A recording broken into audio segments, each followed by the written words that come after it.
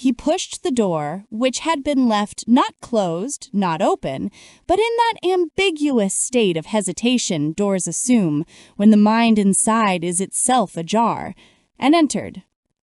"Still here," he murmured, as if the room might otherwise deny him.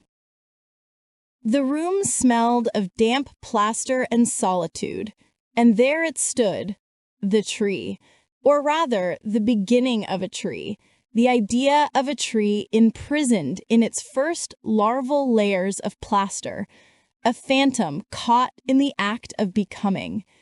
In the half-light, its appearance was not simply frightening, it was improperly real. "What are you?" he asked it quietly.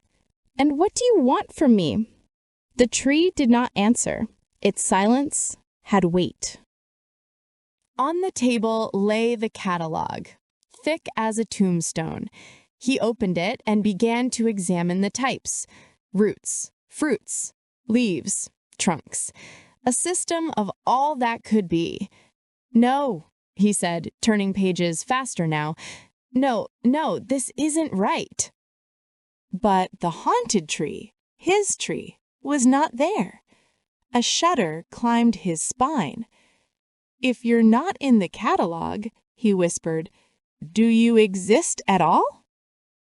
The room offered only the faint drip of plaster somewhere in the walls. He searched his memory, a gallery of blurred images.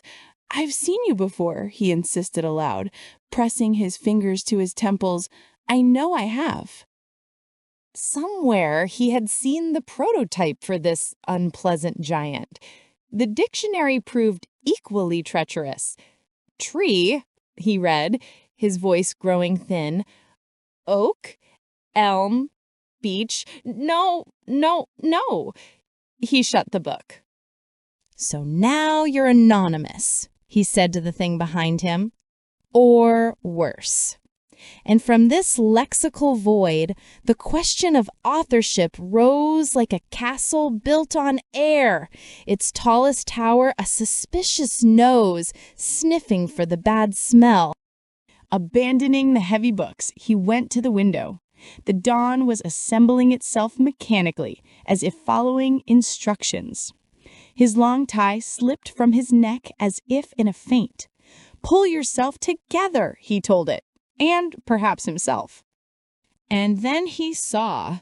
The streets and squares below were a single rippling organism of noise. In every hand, a yellow leaflet, the color of jaundice.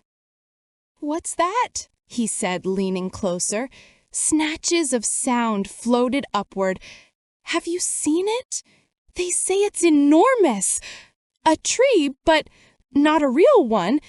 Down this street. It has to be." Announcements of them, and the murmuring was unmistakable. They were talking of the tree. His tree. "No," he breathed. "Not yet." The city, with its 1,000 eyes, had been the first to know. Now the wonder had spread through the very veins of the nation, pumped through the pipes of glowing gas. "They're looking for something," he said hoarsely. "For me." A sound. He pressed his ear to the cold wood of the door. "3rd floor, I think. Did you hear that? Careful, don't miss it."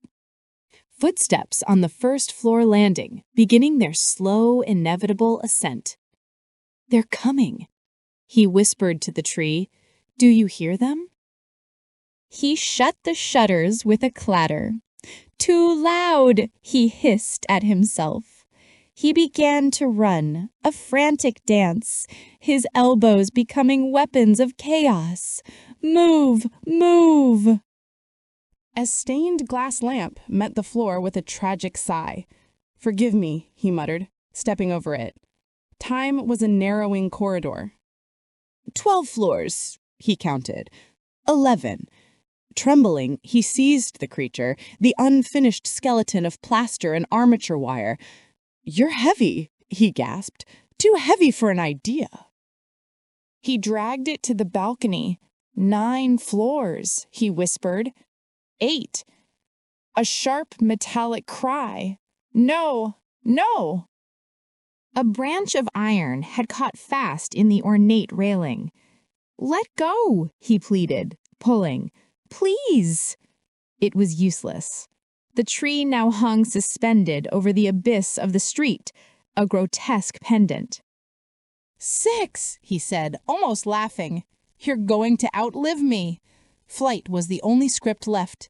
He scrabbled inside and chose the fireplace, a cavity of soot. I'm sorry, he told the room, the tree himself. He curled inside the chimney's throat. He waited, tasting charcoal.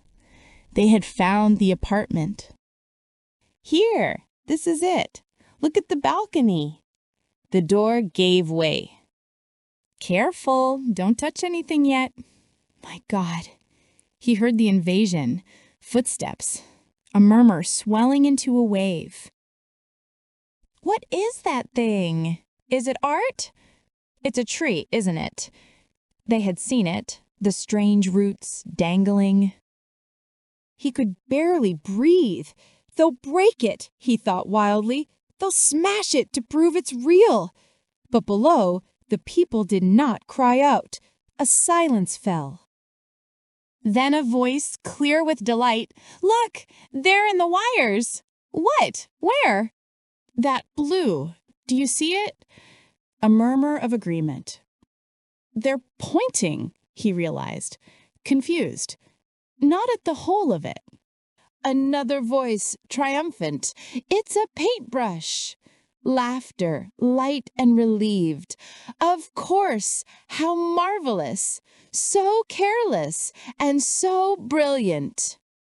And the whisper spread, becoming a solid fact. The tree in which Picasso has accidentally forgotten his paintbrush. From his tomb of soot, the man heard the verdict. Picasso, he mouthed silently. A laugh, silent and bitter, formed in his chest. So that's it, he thought. All it needed was a name. Outside, the voices continued. Extraordinary! You can feel his hand in it. Only Picasso could do this. He remained hidden, a specter in the chimney, swallowed by the soot and the certainty of the crowd below, who continued to point, admire, and know exactly what they saw.